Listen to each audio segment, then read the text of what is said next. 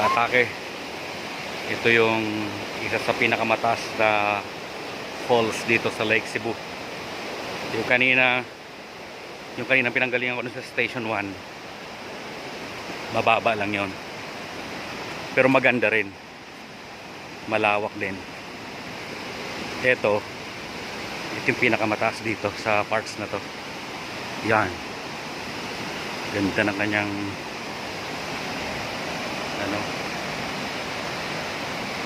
yung pagka masterpiece ng kalikasan sa kanyang sarili. Ganda.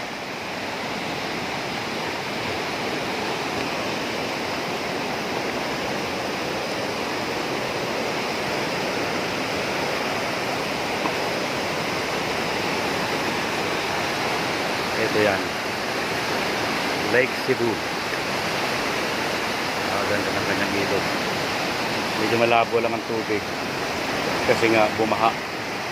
Malamang na bumaha kagabi, kaya medyo malabo ang tubig.